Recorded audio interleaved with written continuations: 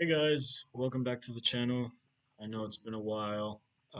Today I'll be making a bit of a longer video, but I hope that it'll be one that you guys find interesting. This video is going to be about how different type of workouts change you. Um, and this is all based on studies and different articles. I'm not going to cite everything because that would take forever, but I want to give you guys a general understanding of the impact of different sports and forms of exercise and how they can affect a bunch of different variables. What are those variables? Lifespan, probability of injury, METs, which is a metabolic equivalent of task. Basically, one MET is the amount of energy you spend sitting still or like resting. And then anything on top of that would be, let's say, three EETs would be you running or something like that, right? Then general mood and happiness, bone strength, heart and lung health, fertility, body composition, diabetes and insulin sensitivity, sleep quality, cognitive and executive function, anxiety, and social connectedness. And then how many sports are we going to rank? Um, Basically, all those categories are going to be ranked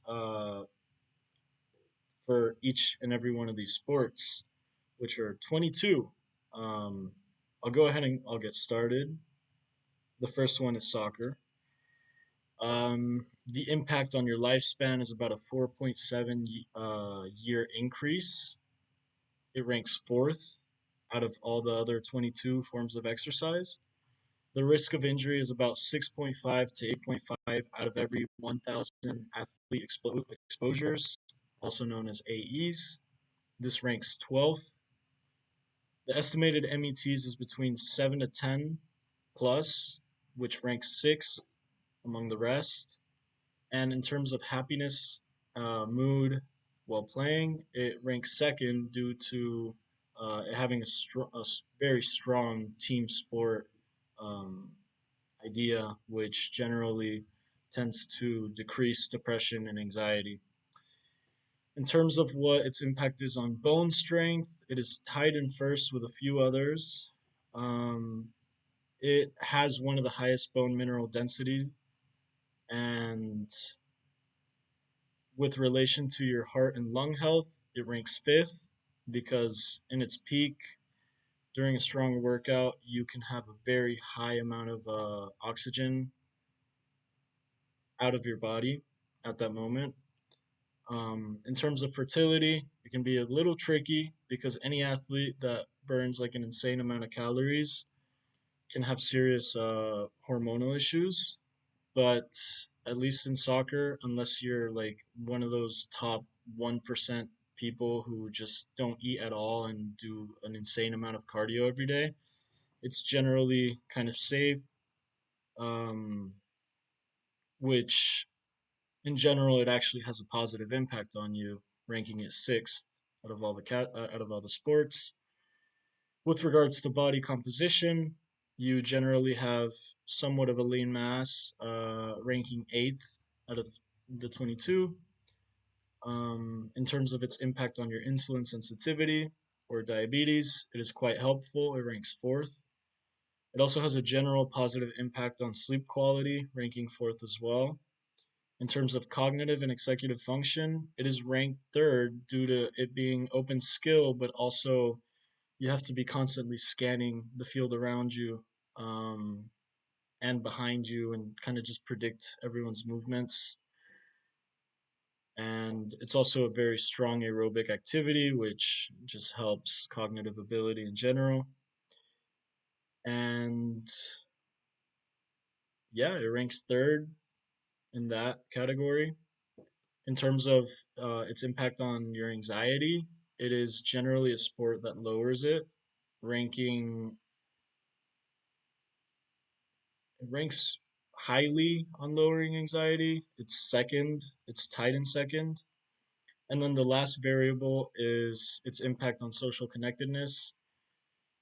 In this category, it's tied in first, as it is one of the stronger team atmospheres in all of the different forms of exercise. Now we are on to football or American football. Although you might not expect it, it can actually increase your lifespan with an average of 0.47 standardized mortality ratios, which basically indicates that people that play a lot of football somehow live slightly longer than the average person. Um, so it ranks eighth on that category. In terms of injuries, it's one of the lower ranked ones with 7 to 10 out of every 1,000 athletic exposures, ranking 18th out of 22. That ranking is the lowest ones are the most dangerous. It is one of the more dangerous ones. And but I do think that is a little surprising. I think most people would think it is like at least top three, and it's only 18th. In terms of its metabolic equivalent of task or how much energy you're consuming when performing it, it is about 8 METs, ranking seventh, right behind soccer. In terms of happiness slash mood while playing, it is generally pretty high due to the simple fact that it is a team sport, so it ranks fourth, which ties with quite a few other sports. In terms of bone strength, the high impact can support bone mineral density. And in terms of heart and lung health, it ranks eighth, which is relatively high due to the short, intermittent sprints being very beneficial. In terms of fertility, because of your high risk of just trauma, physical trauma, it ranks very low at 16th because of how physical trauma can severely affect your hormonal production. Um, And in regards to body composition, it's one of the sports that varies quite a lot just depending on your position. But there are quite a few people that just have a very high body fat in football. Um, that makes the skewing of linemen makes it rank 15th out of all. And then in terms of diabetes and insulin sensitivity, once again, it is mixed due to the drastic difference in positions and what type of exercise they entail. It's ranked 14th in that category. In sleep quality, it's very limited.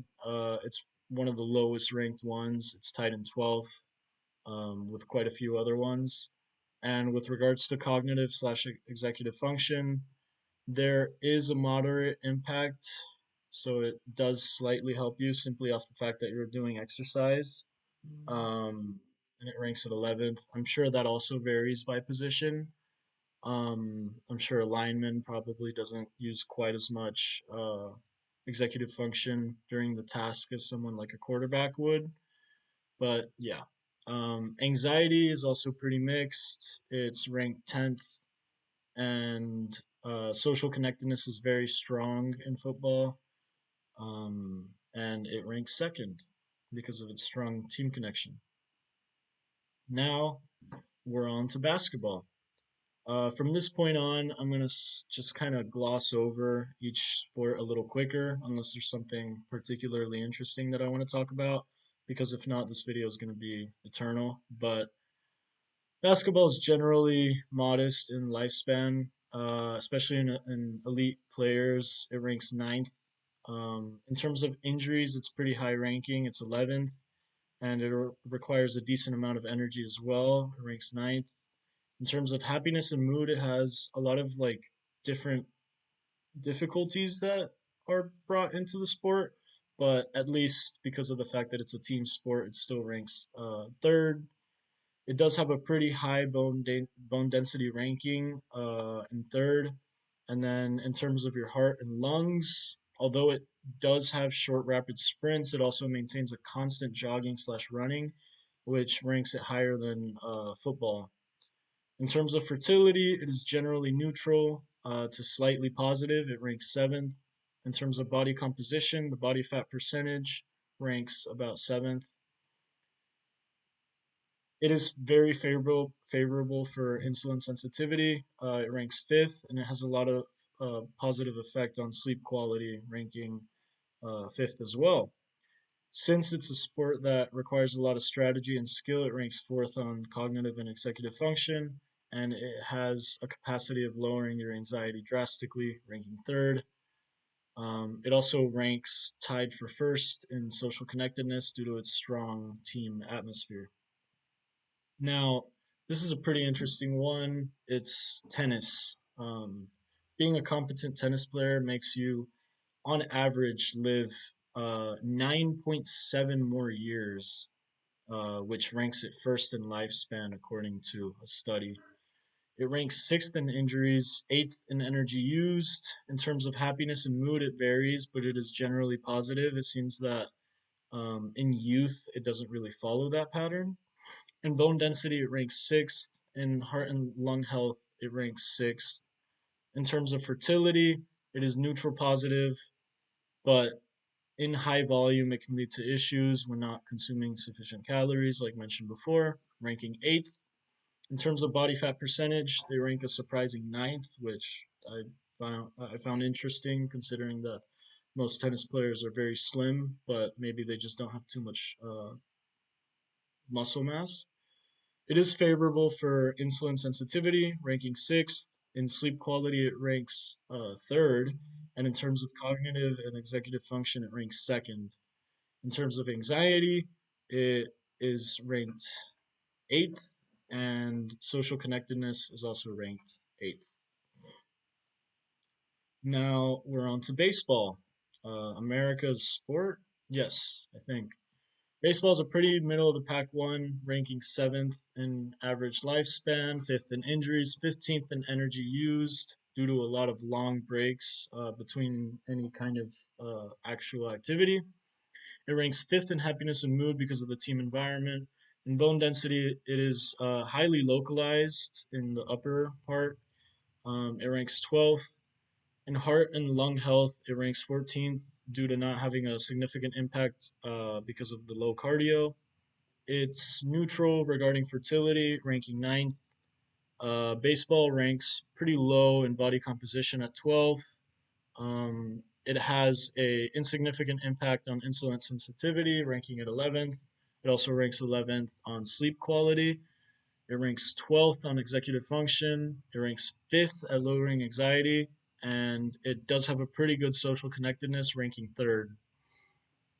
Now, when it comes to rugby, which is the next one, it has quite an interesting effect. It ranks 12th in lifespan, somewhat of a neutral effect. It ranks 21st in injuries, having the highest injury rate not in a combat sport. It ranks fifth in energy consumption, fourth in happiness and mood. It has a positive impact on bone density, ranking fifth. It is good for your heart and lungs, ranking fourth. It can have a high impact on fertility, mainly due to physical trauma and possible head injuries affecting hormonal production, ranking 17th. In body composition, it is position dependent, like football, ranking 14th. For insulin sensitivity, it is mixed, ranking 13th. In sleep quality, it's rather insignificant, ranking 13th. It is also middle of the pack for executive function, ranking 10th, and mixed for anxiety levels, ranking ninth. It does ultimately have a high social connectedness ranking, which is second due to it having a pretty strong team sense. Now, next up is short sprint track. This one ranks fifth in lifespan with about a 4 to 5 year increase. Injury wise, it's actually pretty solid, ranking fourth, only around 1.8 to 2.4 injuries per 1,000 athlete exposures. Energy demand is very high, ranking third with METs between 6 and 12 plus, depending on what exactly you're running. Happiness and mood while doing it ranks eighth. Bone strength is excellent because of all the high impact loading, ranking it second. Heart and lung health is more anaerobic focused, so it sits at ninth. Fertility is generally neutral to positive in moderate volumes, but obviously if you're doing a lot of hard work and not consuming enough calories, it's kind of the same pattern over and over again. Um, so in fertility, it is moderate. It ranks fifth. Body composition is great. It's very low body fat and high power. It'll have the third ranked body composition. In terms of insulin sensitivity, it's favorable at third. Sleep quality ranks sixth, and cognitive and executive function is pretty good at seventh. Anxiety is mixed because it is an individual sport, so it ranks slightly lower at ninth. And in terms of social connectedness, it is a lot lower than expected, ranking 12th. Although you do have a team most of the time, you guys aren't necessarily participating together. Now, when it comes to the other track and cross country, we're going to talk about distance running or cross country. In terms of lifespan, the increase is about 3.2 years, ranking 10th. The injury rate is 2.3 per 1,000 athletic exposures, ranking 8th. The energy use is very high, ranking 2nd. This is one of the best for mood and happiness. It ranks first because of how strongly it reduces depression. Bone strength ranks 7th. Heart and lungs are really, really good. It ranks 2nd. Fertility takes a pretty big hit on high volumes, especially if you're under consuming calories. It ranks a really low 18th. Body composition is outstanding with very low body fat ranking 2nd. In terms of insulin sensitivity, it's also one of the strongest at first. Um, Sleep quality is pretty good. It ranks 2nd. Cognitive and executive function also ranks first. Anxiety is generally lowered. It's ranked fourth on that. And social connectedness is pretty low because it's mainly an individual sport, so it's ranked 13th. Now, we're going to talk about a few non sports. Uh, well, you could count them as sports, it's really up to you. But we're going to talk about high weight, low rep training. So, you know, people that are kind of more focused on strength training. It ranks 15th in lifespan. It adds about 1.5 years. The injury risk is low to moderate, depending on form. It also depends on how much weight you're lifting. It'll get to a point where your body, regardless of how strong you are, might not be able to handle that. Um, Energy demand, it ranks 13th. In terms of mood benefits, they're pretty strong because resistance training reduces depression pretty significantly. It ranks third. In terms of bone strength, it is elite. It's tied for first. And in your heart and lungs, there's slight improvements. It ranks 13th.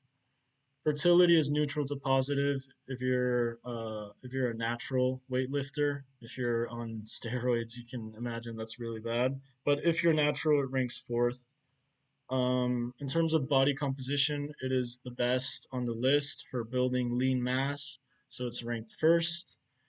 In terms of insulin sensitivity, it's also excellent. It's ranked second, and in sleep quality, it ranks fifth. Cognitive benefits from resistance training is at third. Anxiety is lowered, ranking fourth. And in terms of social connectedness, it is pretty low to moderate, and it ranks 10th. Now, what about the other type of weight training? What about low weight, high rep training? It has a very similar impact. Lifespan is also about 1.5 years, ranking 15th. Um, 1.5 added years. In terms of injury risk, it is a bit lower. It ranks 7th. Um, in terms of energy use, it ranks 16th. Mood benefits are kind of the same as heavy lifting, ranking third. Bone strength is still good, but not as good. It ranks 8th. Heart and lungs ranks 15th. Fertility is neutral to positive as well. It ranks 4th. Body composition ranks 4th.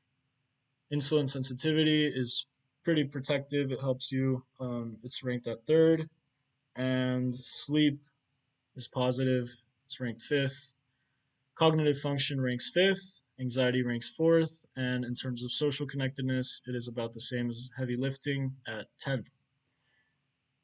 Now, in terms of calisthenics, this actually gives you a bit of a longer lifespan increase. It's about 3.1 years on average. Its injury risk is relatively low, ranking 3rd. Its energy demand is pretty high, it ranks 11th. Um, Mood support is ranked 5th.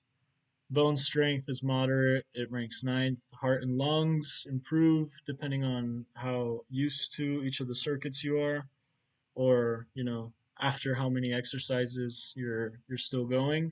It ranks 10th. Fertility is neutral to positive. It ranks 5th. Body composition also ranks 5th. Insulin sensitivity at 5th. Sleep quality, 4th. Cognitive function is moderate to good at 6th. Anxiety ranks 5th. And social connectedness is lower to moderate at 9th. Now, swimming. It increases your lifespan by about 3.4 years, ranking 9th. It has one of the lowest injury rates at roughly 0.7 per 1,000 AEs, ranking 1st. Energy, 4th. The mood is generally positive, it ranks 5th. Bone strength is one of the weakest because there's no weight involved, it ranks 18th. Heart and lungs are excellent, it ranks 1st. In terms of fertility, it can suffer when you're taking a high when you're training in high volumes due to the same risk of under consuming calories and over burning them. It ranks 15th. Body composition ranks 11th because swimmers often carry a little bit of body fat to be buoyant. Um, in terms of insulin sensitivity, it is protective at 4th. In sleep, it's very good. It's ranked 2nd. In terms of cognitive function, it's also very good, ranking 2nd. Anxiety is lowered at 4th.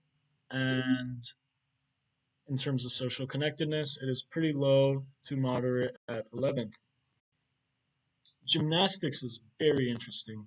So, an elite male gymnast shows on average a 8.2-year lifespan boost, ranking 2nd. In terms of injuries, it's ranked 10th. In terms of energy demand, it's pretty low. It ranks 17th. Mood can be a little tough, especially in youth, generally ranking 14th. Bone strength is elite. It's tied for first with heavy weightlifting, especially in the upper body. In terms of heart and lung health, it ranks 12th. Fertility ranks poorly at 19th because of pretty significant delayed puberty effects in females, and also in the same risk as usual of under consuming calories.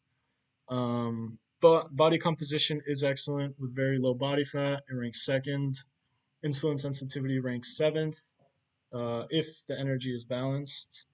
And sleep is mixed. It is 10th. Cognitive function is ranked 5th. And anxiety risk is quite a lot higher at 15th. Social connectedness is also pretty low at 14th, due to it being an individual sport for the most part. Now, volleyball has a surprisingly pretty significant negative impact on males. It, on average, reduces your lifespan by 5.4 years, ranking dead last at 22nd. The injury rate ranks 13th. The energy demand ranks 12th. Mood benefits, since it's a team sport, rank 3rd. Bone strength ranks 6th. Heart and lungs rank 8th. Fertility is pretty neutral at 10th. Body composition ranks 10th. Insulin sensitivity is pretty favorable at 6th. Sleep quality ranks 5th. Cognitive function ranks 4th because it's a open skill sport. Anxiety is lowered somewhat significantly, ranked 3rd, and social connectedness is very strong, so it's tied for 1st. Um, Ice hockey. You can also imagine this probably goes the same for field hockey, but it ranks 19th in lifespan with a slight decrease of about zero point 0.8 years in elite data. Injury rate is about 17th, which is pretty high. Energy demand ranks 5th, mood ranks 4th due to the team aspect, bone strength ranks 4th, heart and lungs rank 4th, fertility ranks 17th due to trauma and the same head injury risks affecting your hormones. Body composition one is cycling. Cycling gives you a solid 3.7 year increase in lifespan, ranking 6th. Injury risk from trauma and overuse ranks 14th. In terms of energy demand, it is the highest. It ranks first. Well, it's tied first. Um, the mood is generally positive at 5th. Bone strength is weaker because it is non weight bearing. It ranks 17th. Heart and lungs are excellent, ranking first. Fertility ranks 14th. High volume cycling has been linked to some lower sperm quantity in men, and the same deal with the calorie input situation. That risk exists for women. And then body composition ranks 6th. In terms of insulin sensitivity, it is pretty protective at 3rd. Sleep is good at 2nd. Cognitive function ranks 2nd. Anxiety ranks 4th. And social connectedness is lower at 12th. Now, ice skating. Ice skating has very limited data, but it does show a small zero point 0.6 year increase in lifespan, ranking 16th. Its injury risk ranks 15th. Energy demand ranks 10th. Mood ranks 9th. Bone strength ranks 11th. Heart and lung health ranks 9th. Fertility, same reason with the calories in, can be somewhat risky, ranks 11th. Body composition ranks 10th, insulin sensitivity 8th. Sleep data is pretty limited at 11th. Cognitive function ranks 9th. Anxiety is mixed at 10th. And social connectedness is lower at 13th. Now, marathoning. This is a pretty interesting one. Marathoning is similar to regular running. It adds about 3.2 years of lifespan, ranking 10th. The injury risk is really high in race settings. It ranks 19th. The energy demand ranks 2nd. Mood benefits are excellent. It ranks 1st. Bone strength ranks 7th. Heart and lungs ranks 2nd. Fertility ranks pretty poorly because it is something that just burns an insane amount of calories. So it has that hormonal effect once again. In terms of body composition, it is elite. People generally have insanely low body fat. It ranks 2nd. And insulin sensitivity, it is top tier. It is great. It's ranked 1st. In terms of sleep, it ranks 2nd. Cognitive function ranks 1st. Anxiety ranks 4th. And social connectedness ranks 13th. Now, a very similar one once again, Ironmaning and triathloning. It shows a pretty positive endurance pattern for lifespan. It ranks 8th. Um, the injury risk ranks 16th. It is a pretty risky activity. The energy demand is insanely high. It ranks 1st. Now, mood ranks 7th.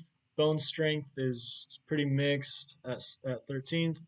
Heart and lungs are among the best. It's ranked 1st. In terms of fertility, it ranks 17th because of once again the high calorie the sorry the low calorie high calorie use. Um, it also has good amount of data showing pretty poor semen parameters. In terms of body composition, it ranks second. In insulin sensitivity, it ranks first. In sleep, it ranks third. In terms of cognitive function, it ranks second. Anxiety is pretty low to mixed. It's ranked seventh. And social connectedness is ranked 12th. It's a pretty individual task. Now, these are probably two of the coolest ones. We got MMA. It is near the bottom for lifespan. It decreases on average 2.5 years. It ranks 21st. In terms of injury rate, it's one of the highest. It ranks 22nd, so dead last. You can get injured every time you fight. Um, in energy demand, it ranks fourth. It does consume quite a bit of energy. In mood, it is pretty mixed because of the high stress, ranking 13th. Bone strength, it does rank third. Heart and lungs, it ranks fifth. Fertility, it ranks really, really low, 20th to be exact, because of the pretty significant risk of trauma, physical trauma. Body composition ranks fifth. Insulin sensitivity is pretty mixed. It ranks 13th. The sleep data is pretty limited. We just rank it 12th. Um, in terms of cognitive function, it ranks 11th. Anxiety is generally higher because of the stress of being in combat. It ranks 16th, and social connectedness ranks 11th. Now, boxing is pretty similar. In boxing, the lifespan has a small decrease of 0.6 years. It ranks 20th. The injury risk is pretty high. It ranks 20th. Energy demand is third. It's pretty high. The mood ranks 12th. Bone strength ranks 5th. Heart and lungs rank 3rd. Fertility ranks 19th due to, once again, direct trauma and head trauma. Body composition ranks 4th. In terms of insulin sensitivity, it's pretty insignificant. It ranks 12th. In terms of sleep, it ranks 12th. Cognitive function ranks 10th. Um, Anxiety is pretty high at 15th, and social connectedness ranks 11th. Now, this is the last sport. We're almost done. We're almost done, guys. Finally, golf. It gives about 3.2 years extra uh, from the average lifespan, ranking 10th. The injury risk is very, very low. It ranks second. Um, the energy demand is pretty low. It ranks 18th. The mood has a pretty mild positive effect, ranking 10th. Bone strength ranks 14th. Heart and lungs only see mild benefits if you're walking a lot and not just like driving from hole to hole. It ranks 16th. Fertility is generally neutral and ranks third, one of the better ones because there is not really that risk of burning way too many calories. In terms of body composition, it ranks last at 16th. Um, Insulin sensitivity has a mild protective effect at 10th, mainly due to you walking. Sleep has a mild positive impact at 8th, and cognitive function is limited at 14th.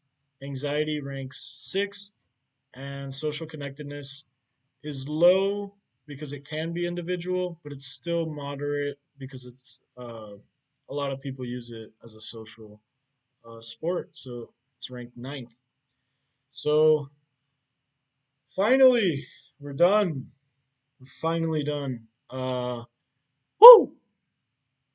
Please let me know your thoughts on the video.